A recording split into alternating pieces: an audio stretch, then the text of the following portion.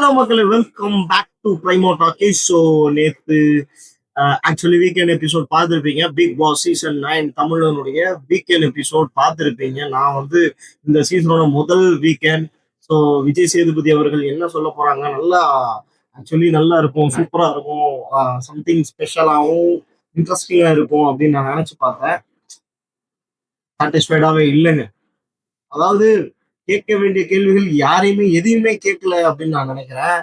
கேட்டாரு அவர் வந்து கம்ருதீன் அவரை பத்தி கேட்டாரு, விஜய பார்வதி அவர்களை பத்தி லைட்டா தான் கேட்டிருக்காங்க. என்ன நினைச்சு இந்த இதெல்லாம் அவங்க ப்ரிப்பேர் பண்ணாங்கன்னு தெரியல.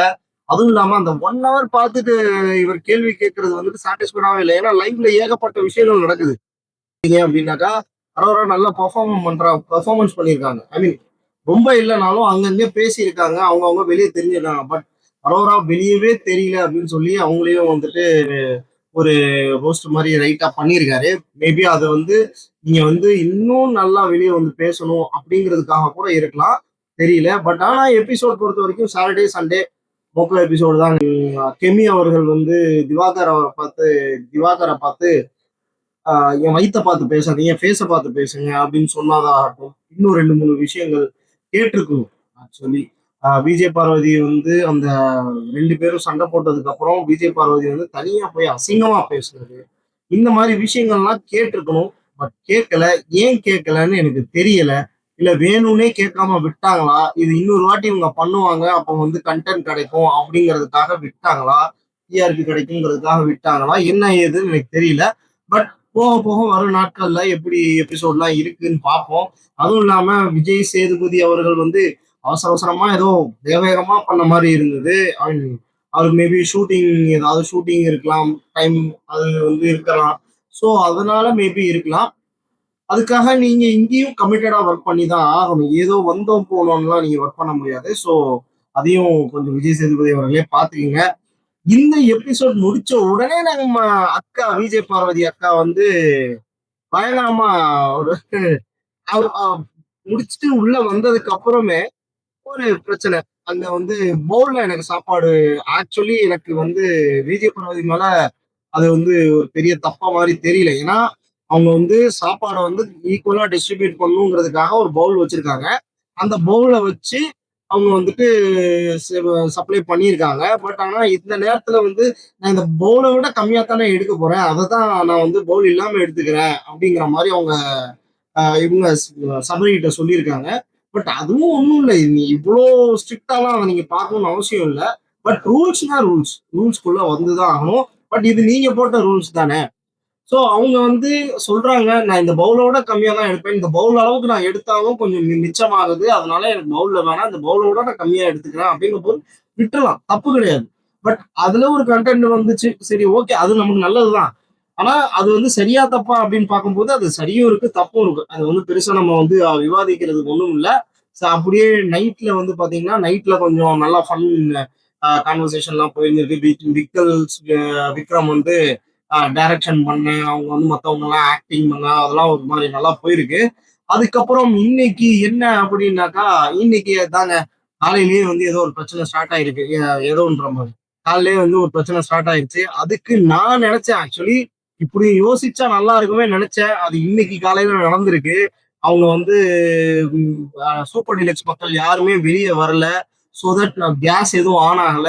இவங்க என்ன பண்ணாங்க, நீங்க வெளியே வரலாம் பரவாயில்ல, நாங்க வந்து பழைய கஞ்சி இருக்கு, நாங்க சமைச்சுதான் சாப்பிடக்கூடாது, அதனால இருக்கிறத சாப்பிடலாம் அப்படிங்கிற மாதிரி இருக்கிறத சாப்பிடுறாங்க.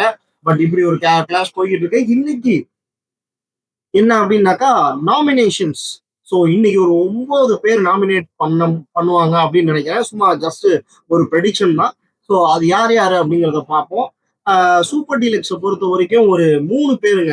ஆக்சுவலி சூப்பர் டீலக்ஸ்ல வந்து பாத்தீங்க அப்படின்னாக்கா பாதிக்கு பாதி 3 பேருக்கு, அதாவது எத்தனை பேர் இருக்காங்களோ அதுல பாதிக்கு பாதியில வந்து ஒரு 6 பேர் இருந்தாங்கன்னா 3 பேர், 7 பேர் இருந்தாங்கன்னா 4 பேர், இந்த மாதிரி 3 பேருக்கு வந்து ஃப்ரீ நாமினேஷன் கிடைக்கும். அதாவது நாமினேட் பண்ண தேவையில்லை, 3 பேருக்கு வந்து நாமினேட் பண்ணலாம். ஸோ அப்படி ஒரு வசதி வந்துட்டு சூப்பர் டீலக்ஸ்ல இருக்கு. இன்னைக்கு சூப்பர் டீலக்ஸ்ல 6 பேர் இருக்காங்க. அதுல ஒரு 3 பேருக்கு வருவாங்க. அதுல யார் யார் 3 பேர் வருவாங்கன்னு நம்ம மேபி இப்படி வச்சுக்கலாங்க. 3 பொண்ணுங்க போன வாட்டி, இந்த வாட்டி 3 பொண்ணுங்க வருவாங்க. இந்த வாட்டி 3 பசங்க, அந்த 3 பசங்களுக்கு வந்து ஃப்ரீ கிடைச்சிருங்க அப்படின்னாக்கா, நார்மல் பிபி ஹவுஸ்ல இருந்து 6 பேர் நாமினேட் ஆகிறதுக்கான வாய்ப்புகள் இருக்கு. 6 பேர்ல ஃபர்ஸ்ட் நாமினேட் ஆகுறது விஜய் பார்வதி அவர்கள். விஜய் பார்வதி அவர்கள் மேக்ஸிமம் அமௌண்ட் ஆஃப் வோட் வாங்குறதுக்கு வாய்ப்புகள் இருக்கு. போன வாரம் நடந்ததெல்லாம் எல்லாருக்குமே தெரியும். அண்ட் 2வதா வந்து விஜேன்ற 2வதா நடிப்பு அரக்கன் திவாகர் வந்து நாமினேஷன்ல வர்றதுக்கான வாய்ப்புகள் இருக்கு. அங்க வீட்லயே வந்து நிறைய பேருக்கு அவருக்கும் இவருக்கும் வந்து முரண்பாடுகள் இருக்கு. போன வாரம் எல்லாம் நீங்க பார்த்திருப்பீங்க.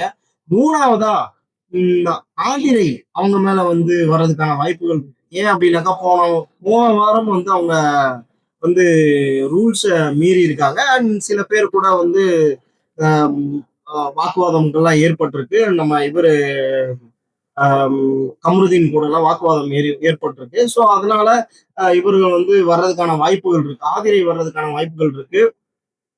அடுத்ததா வந்து கலையரசன். ஸோ கலையரசன் வர்றதுக்கான வாய்ப்புகள் இருக்கு. கலையரசன் ஏன்னா இன்னும் வந்து வெளியே தெரியல. அதே மாதிரி வந்து அப்சரா வர்றதுக்கான வாய்ப்புகள் இருக்கு. Same reason. அப்புறம் வந்து இன்னொருத்தர் வந்து பிரவீன்ராஜ் வர்றதுக்கான வாய்ப்புகளும் இருக்கு. பிரவீன்ராஜ் வருவாரு. இல்லைன்னா சபரி வர்றதுக்கான வாய்ப்புகள் இருக்குன்னு நான் நினைக்கிறேன். ஸோ சபரி எதுக்கு அப்படின்னாக்கா, இந்த ஒரு நல்ல வேஷம் போட்டு சுத்துற மாதிரியே ஒரு பிம்பம் அவர் மேல கட்டப்படுது. அண்ட் அவர் மேலேயும் சில விஷயங்கள்லாம் வந்து இவங்க வைக்கிறாங்க. விஜய் பார்வதி அவர் வைக்கிறாங்க. கமருதீன் வைக்கிறாரு. ஸோ சபரி வர்றதுக்கான வாய்ப்புகள் இருக்கு. ஸோ மக்களே, இந்த வாரத்துக்கான நாமினேஷன்ஸ் என்னென்ன அப்படிங்கிறது போக போக நமக்கு தெரிஞ்சிடும். இன்னைக்கு இது என்னுடைய ப்ரெடிக்ஷன் மட்டும்தான். ஸோ அதே மாதிரி ஃபர்ஸ்ட் ப்ரோமோ வந்துட்டு ரிலீஸ் ஆயிடுச்சு. ஸோ ஃபர்ஸ்ட் ப்ரோமோல பாத்தீங்க அப்படின்னாக்கா, சாப்பாட்டுக்கான பிரச்சனை தான் வருது. எல்லா சீசன்லயும் தண்ணி சாப்பாடு இதுக்கான பிரச்சனை வந்துகிட்டே தாங்க இருக்கும். ஸோ சாப்பாட்டுக்கான பிரச்சனை வந்துருச்சு. அண்ட் அந்த பிரச்சனை என்னன்னு பாத்தீங்கன்னா, பவுல்ல கொடுக்கறது தான் பிரச்சனை போல இருக்கு. அது வந்து காலையில இப்ப கொஞ்ச நேரத்துல லைவ்லயே நடந்துருக்கும்னு நினைக்கிறேன்.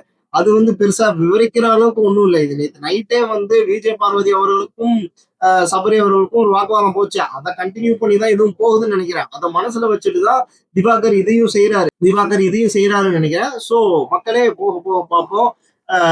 எப்படி இன்னைக்கு எபிசோடு எப்படி இருக்குங்கிறத நம்ம போக போக பார்ப்போம்.